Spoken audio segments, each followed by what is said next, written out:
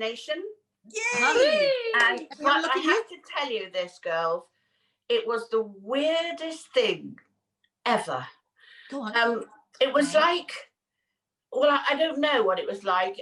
I guess you go to this place, everybody's masked up, even the guys that, you know, show you where to park your cars and everything.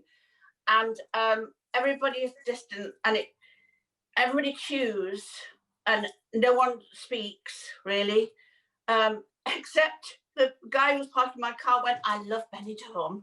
I love Benidorm." Oh, how did you know me? I was like that. And it was so funny. And then the lady in front of me went, "I'm so sorry. I love Joyce Temple Savage. Could you do the voice?"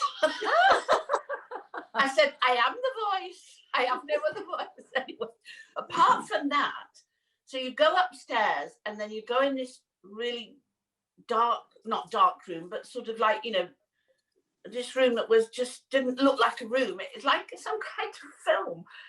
And you take the name and your age and the reason you're there and your number, and you are a number, you know, you have to. It was just bizarre. It was like some different world. And I know it sounds very theatrical and dramatic. It wasn't. It was just weird. There was big signs, you know, COVID, vaccination, this way, follow this, you know, and you just go, and we all followed it, and we all went in. Anyway, it's always humour, isn't there? So this man came out, and he had all his foot bandaged up, and really, really bad, and was really hobbling. I said, "Did it hurt?" I can't do exactly what he said. He said, "No, but what bloody happened to me?" And gave me the vaccination. Now I'm not got a foot. It was just, I mean, I couldn't. So I went and sat down with this lovely nurse, and it's all plastic. There's two of us. There's no breathing on anybody. And she asked me, anyway, she got up, and there was a tiny scratch, and that was it. I mean, probably 1.5 seconds. Wow. And I said, "You haven't done it." And she went, "Well, I have done it." I said, "You can't have done it. You've just been there." She said, "And it's that size, the bottle, and that size, the needle." And I just thought, I said, "But you can't have put enough in." She said, I did put enough in. I've done it. I do it every day, all day. I said, "Well, the fact that you question her is so hysterical." What am I doing? What have you? You've not put enough in. She went, "Yes, I have." Oh, God. Did you have any side effects, darling? Did you have any side effects? No, except for somebody told me, who was a nurse, said, "Don't listen to people. It's all psychological. Don't listen to people. If somebody tells you you're going to be sick, you will be sick. If somebody tells you you're going to flake out, you will." So I don't listen to people anyway like that. But I did feel that night and the next morning very tired. But, you know, I just think that's the world we're in. And I felt I was supposed to go to the dentist, and I just couldn't do it's like a 40-minute drive for me, the dentist, or 45. I don't suppose I'm supposed to do that anyway. I don't know, but not for the dentist. But and I just thought, do you know what? I can't do it. I thought, oh God, that's pathetic. I'm being absolutely pathetic. But now this morning, I have got an aching arm. So it did happen. It was true. Well, is it psychological? Have I made my arm ache? Yes. It was the smallest. It was the smallest prick I have ever had in my life. Please don't use that language. Let's go there. But it was like. Wow. I am sure I've seen a smaller prick. I mean, I've had a smaller prick. No, I didn't mean that. There's no answer to that. Can I just say, Dee, are you getting married, darling? It's something you've not told us. Yes. Well, what is this, Dee? Well, yes, actually, it has been a toss-up. I mean, now we talked about pricks, and now we're talking about toss-ups. For goodness sake, it's a Friday. Between Debbie Arnold and Honey, my dog, my Pomeranian, because in the pantomime, you know, Prince Charming, the character I played, married the princess, and of course, it gave me such a feel-good sort of feeling. So I was thinking, this could be good. And then, of course, Honey, my new Pomeranian, oh, she is so adorable. So unfortunately, it's gone to, I've got to come down on the side of Honey. So I've got a secret wedding today on Zoom. With the If you'd dog. like to join. Yes, with the I dog. think there might be some laws against that, but we'll let that go. I just want to tell you girls, I had a tragedy happen the other day. I don't know if you've entered the pod world, as in ear pods. Yes. Did you lose one? No. No, I didn't lose one. It's much worse. I was out and about with a scarf. I got back into the car, drove off, realized I was podless in one ear because I only wear one at a time because I'm terrified of losing them. I was driving along. I was podless. I turned the car around and I drove back, and there was my pod.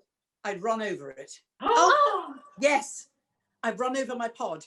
Murdered it. God. So You I've killed killed it. the pod, dear. I've killed the pod. I mean, it devastated. So now, Yeah. and you know, and they're not cheap. So I'm absolutely devastated. they're I've not. killed a pod. I ran over You've a still pod. got Dear. another one though, Harriet. I have, dear. Yes, but lonely in the pod case. Oh, a lonely pod. I mean, I wonder if any of our viewers have also got a lonely one that might like to join yours. Yes.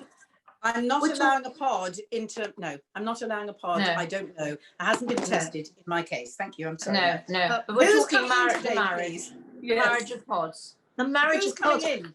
Well, girls, I mean, I am so knocked out that he, at this moment in time, because he's probably the busiest person on the planet, Yes. Russel T Davies has decided to fly into our nest to talk to us about his fantastic, hugely successful new program, It's a Sin.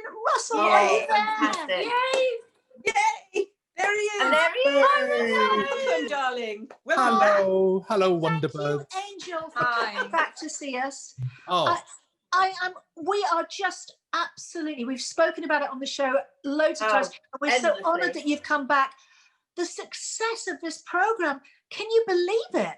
no, to be honest, absolutely not. I think I probably spoke about it when I was last on, and it felt like, it felt like we were making a good show and with lovely people. But can you imagine a situation? I was going to bed in this house at Christmas thinking, how the hell do you sell a drama about AIDS? Who wants to watch that in the middle of a pandemic? Just because it's such a serious subject matter. So honestly, I felt like I had the weight of the world on my shoulders. And this has been the greatest joy of my career, actually. And I've done Doctor Who, I've done Queer as Folk, but this is kind of more important in a way. Do you know what I mean? Yes. Yes, because And we lost all of us have lost so many people during that time. Well, And with me, it's been so poignant because I just suddenly first of all, it brings me completely back to that time, especially episode 1 with all the joy and all the fun and all the great friends and all the laughter and everything. It was just so wonderful. And then it was kind of like, whoa.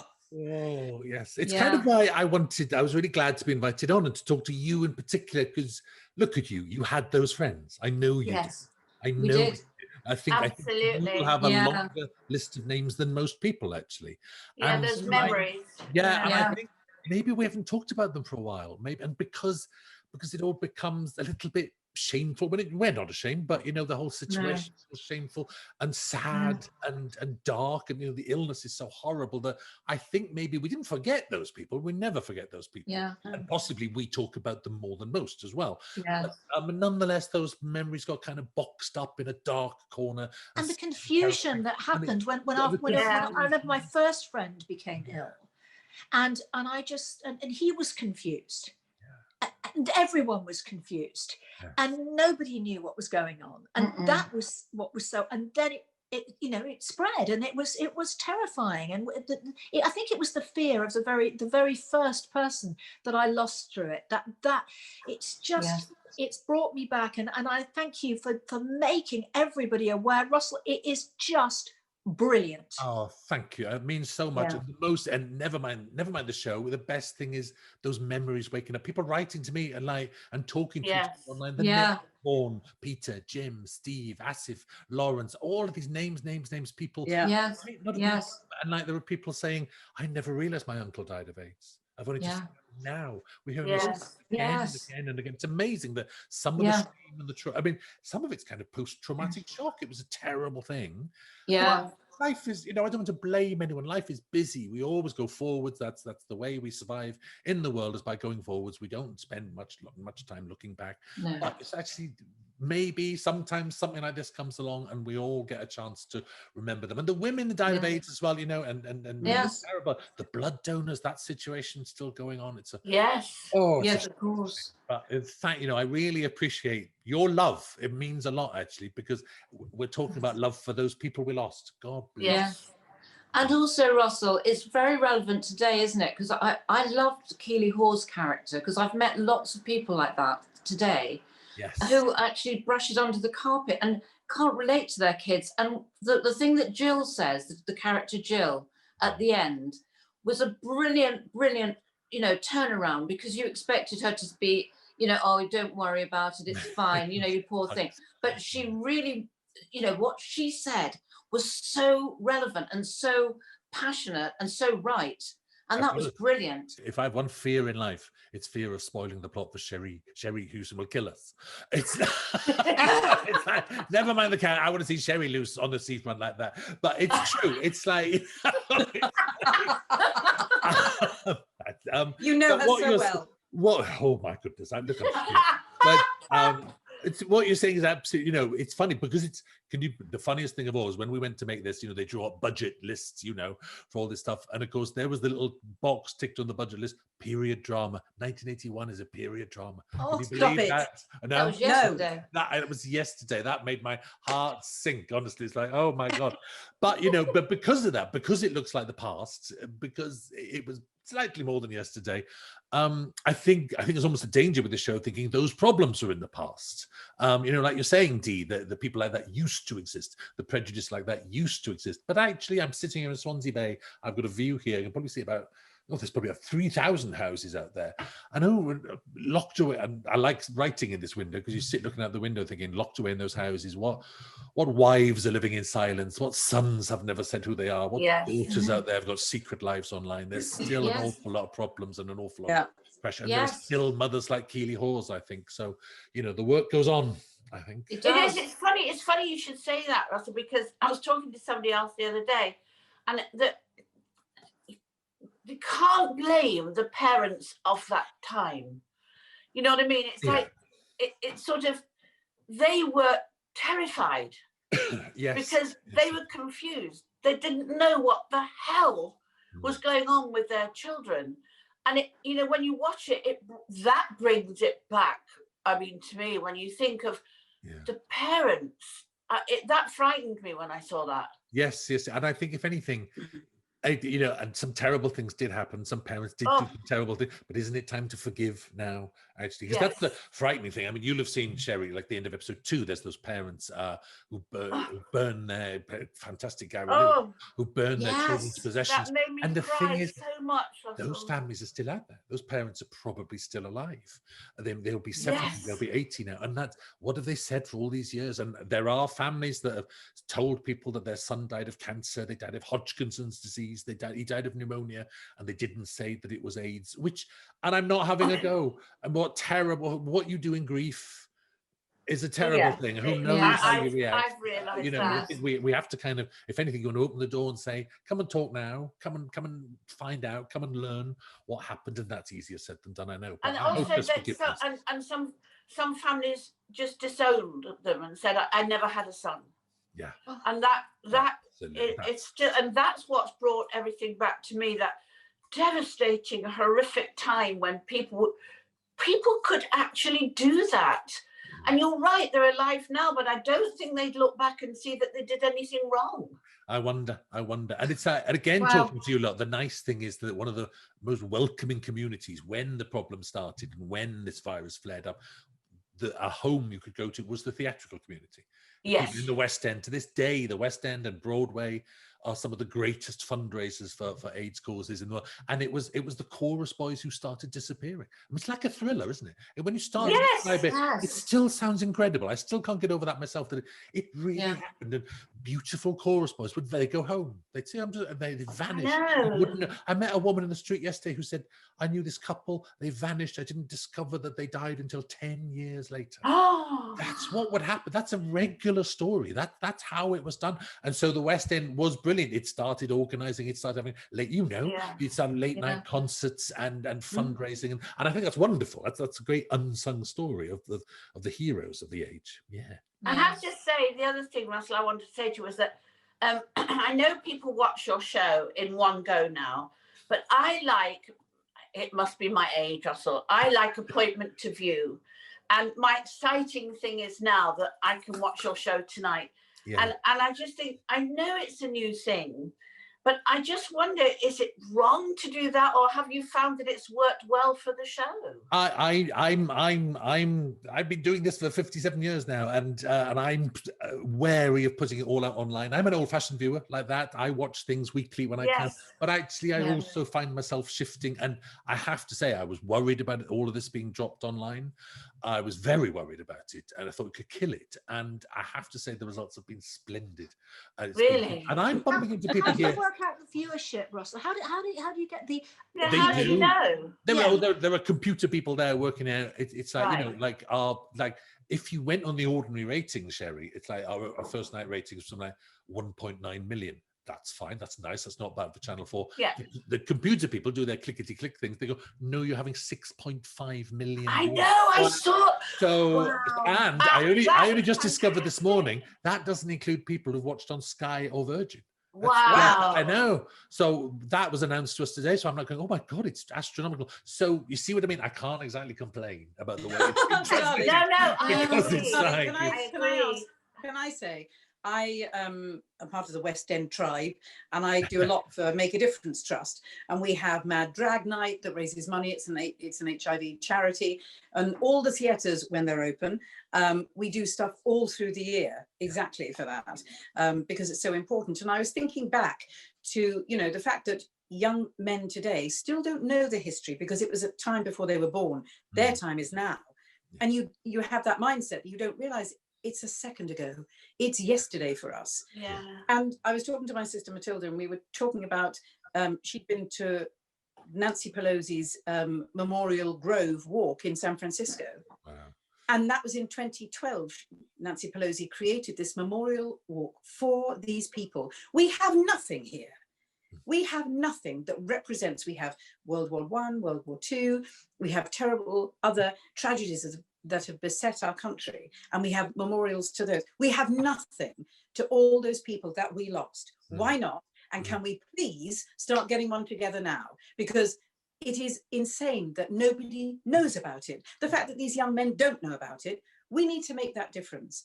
And if Nancy Pelosi did it in 2012, we have to do it in 2021. Nice. It's because there will be memorials for our terrible pandemic. Yes. But this was another war pandemic that we all witnessed. I remember having the same conversation with my darling friend Michael, who told me he had AIDS. He was very ill. We were sitting at a friend's house where he was living, and he was saying, I'm not telling anyone, I'm telling you, and told another friend of mine, and that's all. And none of our other friends knew, and it was absolutely horrendous. Those conversations, looking at his obituary in the Times, thinking, why are you not here with me? And this was our youth. Swathes of men were lost. We need to memorialize them too. It was another war, and so it's up to you now, Russell. No pressure then. Sorry, a lot of people who people weren't aware were gay, and that was the other problem. It's problem, as it were. Yeah. So I think the WonderBirds and you, Russell, we need to create our memorial walk to our dear friends. Amazing. No pressure, as we say. Let's do that. Don't leave the money in my hands. That's all I'm saying. Yeah. Or if you're taking it and going somewhere, please. No money, no. So Russell, I mean, how on earth can you follow this? Well, what's next? I know. God, imagine the blank page facing me now. Do you remember now? I'm working with Lenny Henry next. He asked me to help. He's written a series, and he asked me to script edit it. In the middle of the lockdown, he said, I need mentoring. I need a bit of training on how to write scripts, and so I'm having a whale of a time. It's like I don't get to write it myself, which is really nice, and I get to work with Lenny Henry, which is lovely. Lovely. And it's been commissioned. It's called Three Little Birds. It's the story of his mum. It's not literally his mum, but it's like the story of his mum arriving in Britain in 1957. And brilliant. it's going to be on Sunday nights on ITV. It's going to be really lovely. Get so, ready, Sherry. Get ready. Another Wonderful. story, Yes. Russell, another story that we need to be reminded of, isn't it? yes, isn't it Yeah. just? And Yeah, of course, I mean, that's brilliant. because it's Lenny, it's so you've never seen that's a period drama, 1957. I'll grant him that, but I've never seen a period drama so full of laughs and life. It's just bursting.